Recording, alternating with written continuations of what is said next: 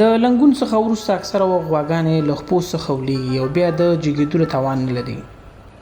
د غواګانو د ولیدلو لاملونه ډېر وي، مثلا د کلسیم د کمښت د وجې، د عضلاتو د تخریب د وجې او یا نورو ناروغیو د وجې هم غواګانې زمینګیره کېږي یا په ځمکه ولیږي. همدا شان په ښویو فرشونو باندې هم غواګانې ښویېږي او د دې باعث ګرځي چې د غوا عضله تخریب شي.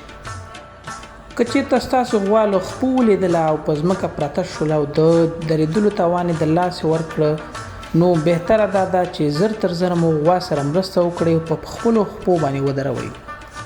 که چېرته له دغسې حالت سره مخ شوئ نو کوشش وکړئ چې غواګانې مو په خپلو خپو ودروئ. که یې ونه دروئ نو د وخت په تېرېدو سره د دې دوه عضلې تخریبېږي او بالاخره غوا مجبوره یاست چې ذبحه کړئ.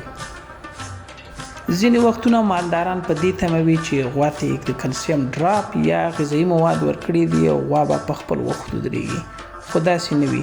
که چېرته ستاسو غوا زمینګیره وي نو کوشش ورسره وکړئ وخت ناوخت یې په اړخ او په بل اړخ باندې واړوئ، او که کولی شئ تر خپل وس توان پورې غوا د چت پورې د مختلفو شیانو په واسطه راځوړنده کړئ. د درملنې ترڅنګ غوا ته دا توان ورکول چې په خپلو خپو ودرېږي ډېر ضروري دي. که چېرته په دوامدار ډول ستاسو ډېرې غواګانې له دې مشکل سره مخ کېږي نو له موږ سره په اړیکه کې شئ.